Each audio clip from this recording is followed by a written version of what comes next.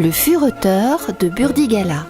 Christian Massé vous emmène à la découverte des pièces vedettes des musées bordelais et des recoins historiques de notre ville. Un Hercule dans les égouts. Que ne trouve-t-on pas quand on creuse à Bordeaux? Le passé vous saute à la figure. Dans l'histoire, selon la maxime chère à Lavoisier, rien ne se perd, tout se transforme. Il suffit pour cela d'aller visiter les salles gallo-romaines du musée d'Aquitaine. Là, une grande salle enrichie d'une mosaïque somptueuse vous présente une collection de statues, stèles, colonnes datant de cette époque. Et où a-t-on trouvé ces vestiges? Elles ont servi au Moyen-Âge dans les soubassements des fortifications érigées à cette période. Mais dans la série des trouvailles du sous-sol bordelais, ce même musée d'Aquitaine comporte 2 fleurons. Le premier est dû à la découverte d'un mitrailleum. Il y a plusieurs années, la construction d'un magasin par Unis a commencé tout en haut du cours Victor Hugo. Lors des terrassements, les restes d'un temple dédié à Mitra furent découverts et l'on dégagea ces vestiges qui figurent maintenant dans ce musée. Accompagnant une maquette et des photos des fouilles, figurent 2 statues de Cotopatès, la nuit, la mort, et Cotès, la lumière, la vie. Les compagnons du dieu Mitra. Il s'agit d'une des premières religions monothéistes issues du zoroastrianisme et confrontant le bien et le mal.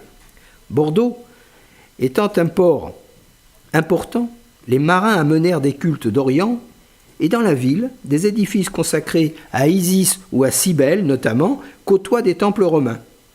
Il s'agit là d'un site très rare en Occident. Le deuxième de ces fleurons est une statue d'Hercule en bronze.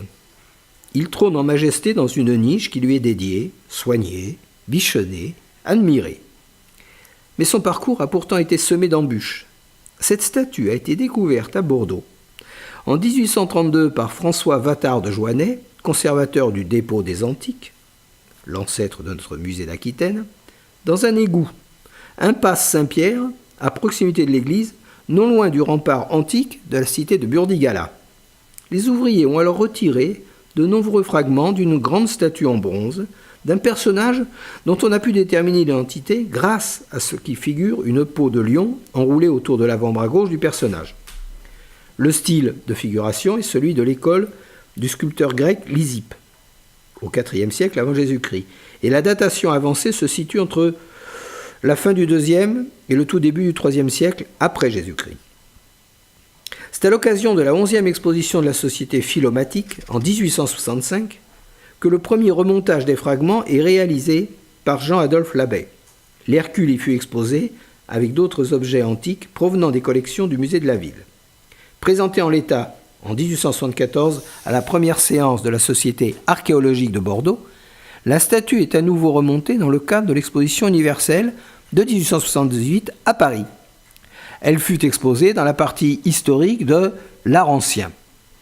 Jean-Antoine Labbé supervisa ce second remontage. Dans le cadre de l'exposition de sculpture du musée du Louvre de 1963, une véritable restauration de la sculpture est réalisée par le laboratoire des métaux de Nancy. Des interventions sont effectuées sur l'œil droit, le thorax, le coude droit. Des lacunes subsistent encore cependant, la jambe droite est absente. La partie inférieure de la jambe gauche ainsi qu'une importante partie de la main gauche ont disparu.